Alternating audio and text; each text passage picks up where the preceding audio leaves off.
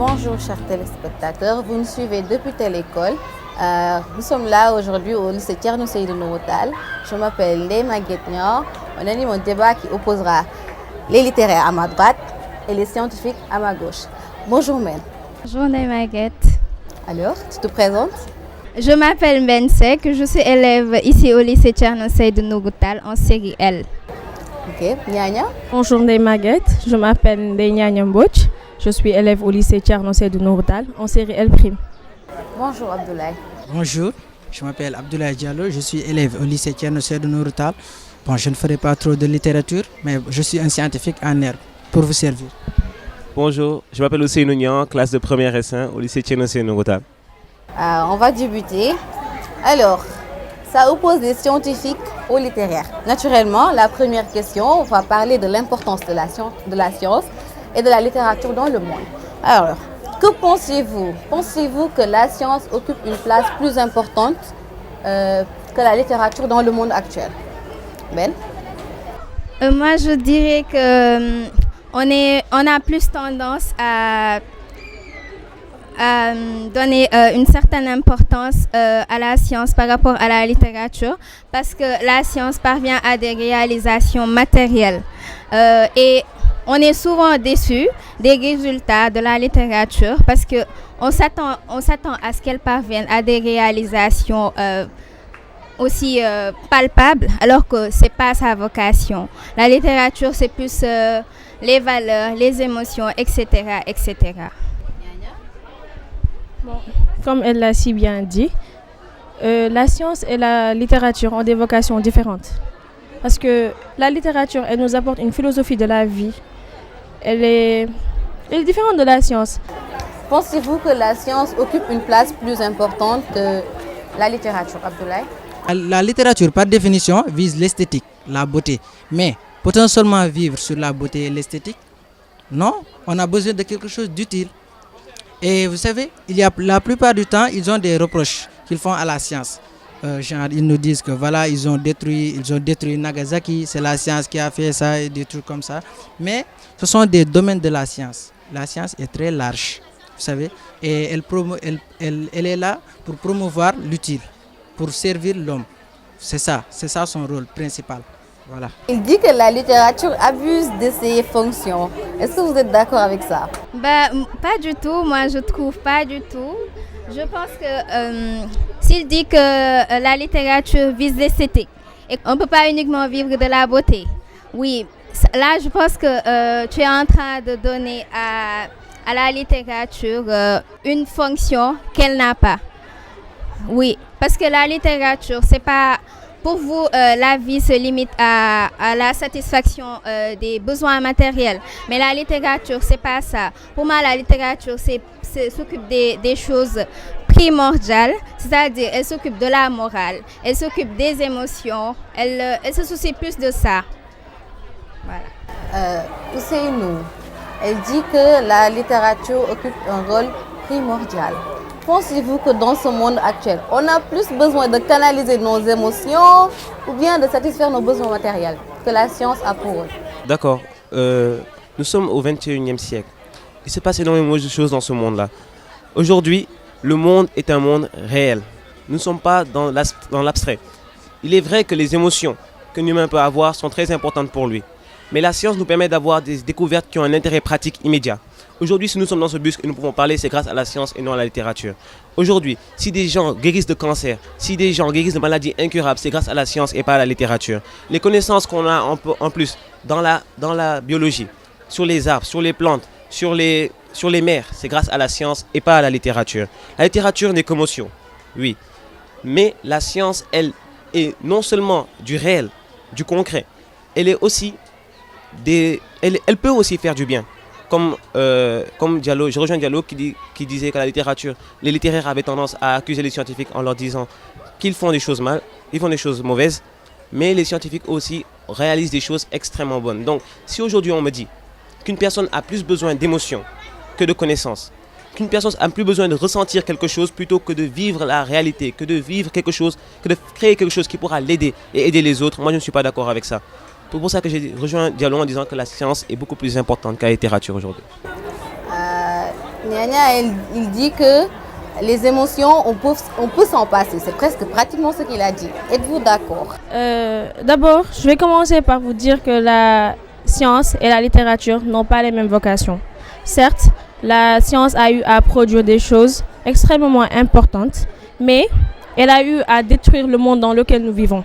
Qui est à l'origine de la destruction de la couche d'ozone qui nous protège contre les rayons ultraviolets? Qui est à l'origine de la destruction de l'environnement dans lequel nous vivons? C'est vous les scientifiques. Alors que nous, les littéraires, on apporte une philosophie de la vie. On amène un sens à la vie. Et la littérature, elle n'a pas seulement une vocation esthétique. La littérature, elle peut être engagée. En fait, il faut vivre la littérature. Il faut connaître la littérature avant de s'adresser à elle. Vous avez compris? J'aimerais juste ajouter que si vous, les scientifiques, c'est nous, tu dis que la science est parvenue à des réalisations qui ont amélioré nos conditions de vie. Ça, c'est vrai et on le reconnaît. Mais ces réalisations, la science ne se soucie pas des conséquences qu'elles peuvent avoir. Maintenant, Ousseynou et Abdoulaye, vous défendez bien la science. Mais Nyanya aussi a appuyé sur un point. La couche d'ozone, ce sont les scientifiques qui l'ont détruite, qui l'ont détériorée, je veux dire. Et on projette que d'ici quelques temps, là, ça va encore plus agrandir les dégâts. Maintenant. Oui. Je le rejoins sur ce point. La destruction de la couche d'ozone fait partie des plus grands problèmes engendrés par la science. Mais il faut aussi souligner l'importance. Ce qui a causé cette destruction de la couche d'ozone, c'est principalement les usines. Mais les usines, elles sont là pour permettre aux sociétés de se développer. Elles sont là pour ça. Oui, si nous sommes là, vous savez, tout bien, tout progrès, ça peut entraîner des maux. Ça, c'est la loi naturelle. Il y a toujours des problèmes qui peuvent y venir. Mais il faut aussi voir le bon côté des choses. Il faut aussi voir la positivité. Des problèmes très graves. Ah oui, mais attendez. Comme je vous l'ai dit, ces usines qui ont, comme vous l'avez si bien dit, détruit la couche d'ozone, ce sont ces usines qui nous permettent aujourd'hui d'avoir l'énergie avec laquelle nous vivons. Là, si nous pouvons aujourd'hui être là en train de débattre, c'est grâce à l'énergie électrique, mais elle s'obtient de plusieurs manières. Il y a par exemple l'énergie fossile, on peut obtenir l'électricité grâce à ces usines. Vous voyez, ce que je vous reproche, c'est de parler des côtés négatifs. À chaque fois que vous nous trouvez un aspect négatif, il y a à côté un aspect positif et qui est la plupart du temps supérieur à l'aspect négatif. Ça, soyez-en sûrs. Mais vous pensez que ce que les sciences détruisent est moins important que ce que les sciences fabriquent? Personnellement, je pense qu'il est évident. Voyez seulement, à partir du 19e siècle, le premier vaccin antirabique par exemple, combien de vies on a pu sauver avec cela?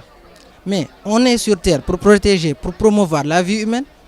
On n'est pas là, certes. L'émotion, vous savez, comme je l'ai dit, j'ai été très nuancé. Comme j'ai essayé de faire comme eux, parce qu'ils sont très nuancés, les littéraires, les hommes de lettres. Bon, femmes de lettres si vous voulez. Mais, comme je vous l'ai dit, la littérature, elle est certes importante. Il devrait y avoir une complémentarité entre la science et la littérature. Mais, en question d'importance, en question de progrès, de réalisation, la science est nettement en avant que la littérature. Oui. À mon avis, je pense que le sujet de ce débat devrait être la complémentarité entre la science et la littérature. Parce que la littérature ne peut pas partir sans la science. La science, même chose. Mais est-ce que vous essayez de voir le bon côté de la littérature? Tout le temps, les scientifiques, ils ont tendance à marginaliser, les élèves les littéraires, ils subissent une discrimination parce que vous n'essayez pas de voir le bon côté de la littérature. Certes, on est conscient que les scientifiques sont d'une importance capitale dans le monde dans lequel nous vivons. Mais les littéraires aussi, ils ne sont pas sans importance. Donc, d'accord. Pour ce que vous avez dit à propos des méfaits de la science, moi j'ai quelque chose, j'aimerais vous poser une question. D'abord, je vais vous faire réfléchir à quelque chose. Il faudrait différencier l'action de l'homme et l'action de la science. Parce que la science est un outil d'analyse, c'est un outil tout simplement.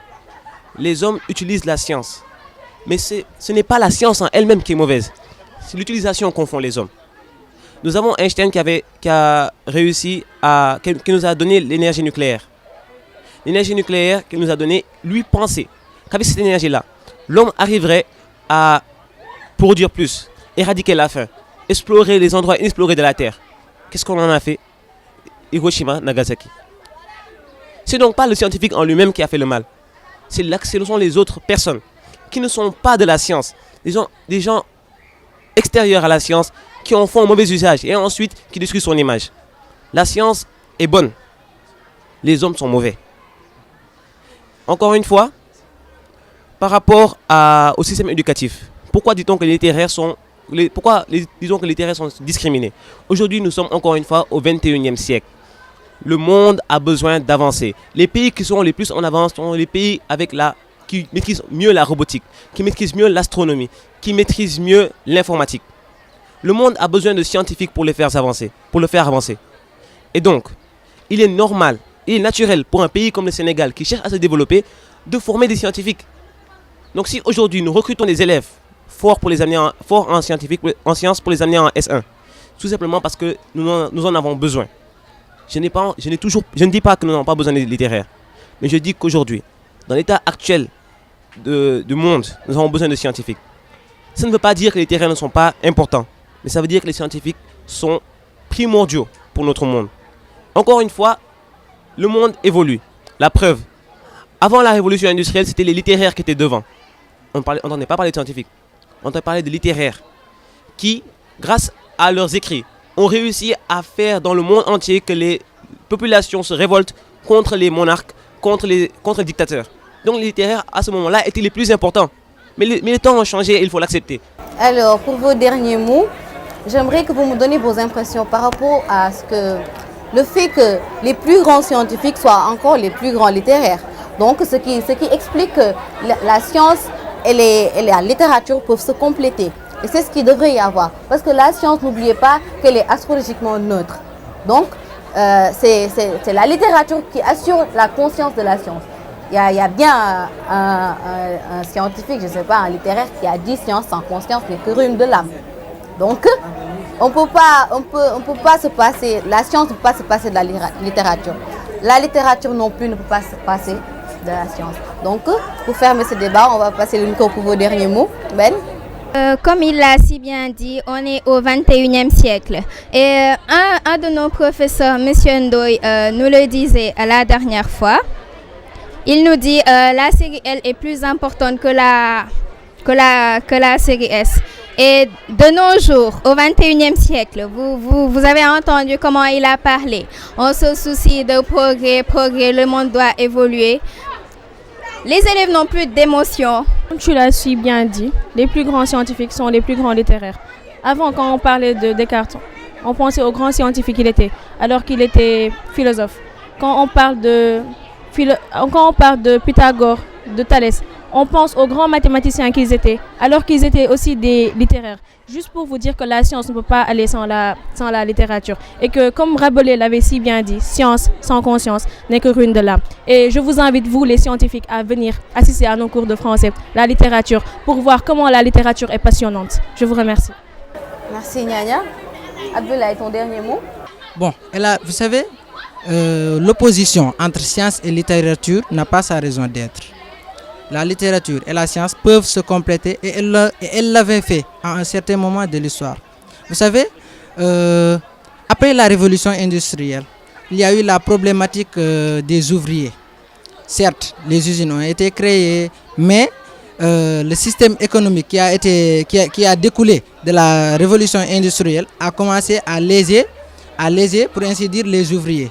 Mais à cette époque, ce sont les littéraires, des gens comme Émile Zola, qui sont sortis, qui ont défendu ces ouvriers, pourtant issus des progrès de la science, c'est-à-dire de la révolution industrielle, ce qui démontre que la science et la littérature sont deux choses qui se complètent. Bon, pour ce qu'on reproche, comme je l'avais dit, à la littérature, personnellement j'aime bien la littérature. Ça, dans notre classe, ils le savent, j'aime bien la littérature, je lis beaucoup de romans et ça ne me gêne pas. Mais ce qu'on reproche à la littérature, c'est l'aspect concret, l'aspect abstrait de son utilité. Pour faire bref, merci beaucoup. On va passer le micro à Ousseynou, ton dernier mot. Je rejoins Abdoulaye Diallo, la science et la littérature se complètent. Oui, parce que la science est le concret, comme elle a dit. La science, c'est la chair, c'est la réalité, c'est l'avancée. La littérature, c'est l'abstrait, c'est l'esprit, c'est la foi, c'est la volonté, c'est les émotions. Et c'est aussi l'avancée dans une certaine manière. Et donc, ensemble, ils peuvent former quelque chose de parfait. Science et littérature se complètent. L'homme, en lui-même, n'est pas simplement chair, os et pensée. L'homme est émotion. L'homme est foi. L'homme est imagination. Et c'est ce qu'est la littérature. À travers l'homme, on peut voir la perfection de la science et de la littérature ensemble. Donc si aujourd'hui le débat réel ne va pas être l'opposition de la science contre la littérature, mais la science et la littérature, comment elles peuvent œuvrer toutes les deux pour faire au mieux avancer l'humanité. Donc moi je rejoins mes camarades en disant que science et littérature peuvent être et doivent être complémentaires. Parce que, comme je l'avais dit plus tôt, la science s'occupe du progrès de l'humanité, mais la littérature, elle se soucie des conséquences que peuvent avoir ces progrès. Donc, elles doivent aller ensemble. Et je fais comme Nyanya, je vous invite à suivre nos cours, même si je sais que dans le monde où nous sommes au 21e siècle, l'émotion, vous ne l'avez pas trop. Merci. Merci tout le monde, nous vous remercions. Comme vous l'avez si bien dit, la science et la littérature devraient se compléter. Et on est bien d'accord sur ce coup-là. Peut-être que la prochaine fois, nous allons débattre sur la complémentarité de la science et de la littérature. Je vous remercie d'avoir répondu à l'invitation. Nous vous donnons rendez-vous à la prochaine fois. Merci beaucoup.